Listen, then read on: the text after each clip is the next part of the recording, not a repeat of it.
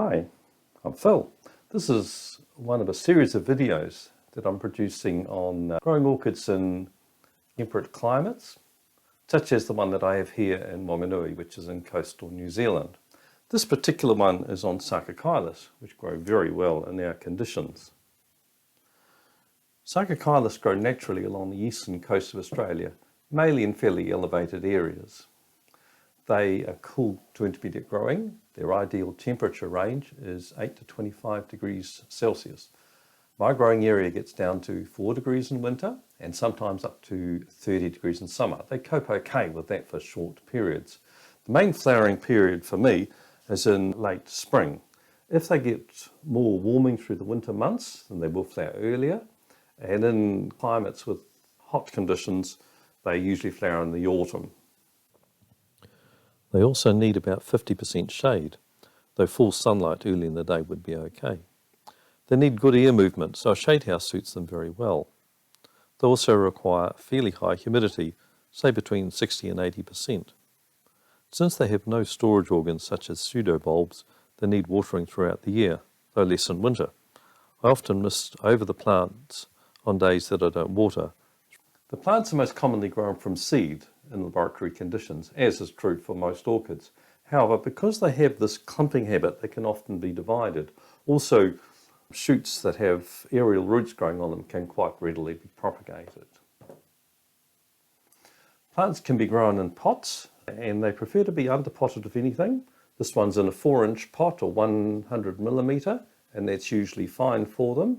However, bigger plants can be accommodated within a 125 or 150 centimetre pot, as for this one here. Sometimes it's best to grow them in baskets if they produce a profusion of aerial roots. Because they are fairly fine-rooted plant, it's usually best to grow them in a fairly fine bark medium, such as number 2 or number 3 bark. I always wash and sieve mine to remove fine particles to make sure that they get the best possible drainage and aeration. Some growers like to add sphagnum moss or fern fibre in the medium to improve water retention.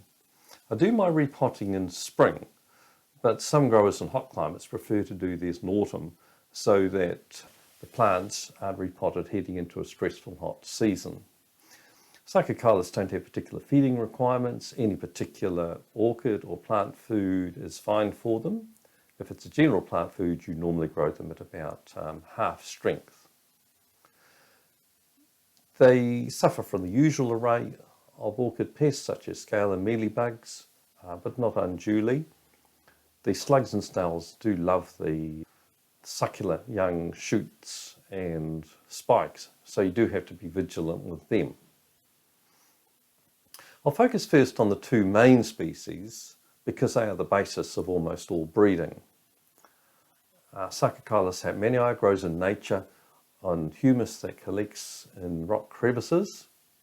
It likes a fairly high light, and generally the conditions should be as close as possible to replicating its natural ones, which is why we suggest the fairly fine bark medium.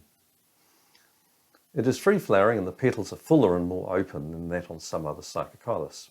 Although colour varies, it is usually pearly white with a burgundy centre. Hatmanii is easy to grow, and its dominance in Sarcochilus breeding is what makes the hybrids very forgiving too. Sarcochilus fitzgeraldi, or ravine orchid, often grows naturally in collected humus in rocky gulches above streams, so it likes more shading and humidity than Hatmanii. The petals are more narrow than on Hatmanii, but often have a rusty red spotting. Both fitzgeraldi and Hatmanii don't like getting too hot, which can be a limitation in cultivation in hot climates. Some of the other Sarcochilus species that are used for breeding include Sarcochilus falcardus, which grows naturally as an epiphyte and is usually best mounted on a wooden or tree fern slab. It can bring a scent and sparkle into breeding. It is another cool grower. The other species used for breeding include Sarcochilus weinthallii, Hirticulca, olivaceus, and dilatus. These species usually need to be mounted on a stem of wood or tree fern and can be temperamental to grow. Sarcochilus cecilii, or fairy bells, is a lithophyte, growing on bare rock and needs to cascade down a chunk of rock or wood to grow well. These species bring interesting colour tints and colour forms into breeding.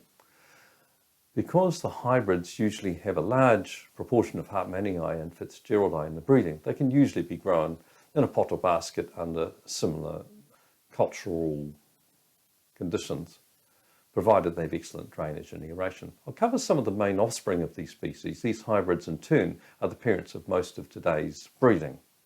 Hartmannii cross Fitzgeraldi gives Fitzhart, and put back to Hartmannii gives Heidi. Hartmannii cross Falcatus gives Melba, which has been a star performer on the show bench. Melba taken back to Hartmannii gives George Colthup, another big success story. Melba crossed with Fitzgeraldi gives Melody. Another famous offspring of Hartmannii, Fitzgeraldi and Falcatus is Burgundy on ice. Judith has been another successful award winner from these parents, as are Fizzy Dove and Colnura Sanctuary. Looking at more exotic breeding, bringing Hertocalca into the mix with Hartmannii and Fitzgeraldi introduces exciting reds such as Duno Nicky's twin, Magic, and Bessie. Mixed with Dilatus gives Daybreak. Hartmannii crossed with Winthalii gives Wineheart. A touch of Cecilii along with Hartmannii and Fitzgeraldi gives Colnura Dragonfly. And bringing Hertocalca into the mix gives Allure. Dilatus with Hartmannii gives First Light. Sarcochilus are easy to grow in temperate climates. They are compact little plants that grow into an attractive ball. With a little care, they can provide a profusion of flowers that have a real wow factor. So, try growing some cool growing Australian Sarcochilus soon. You'll find them very rewarding. Thank you for watching.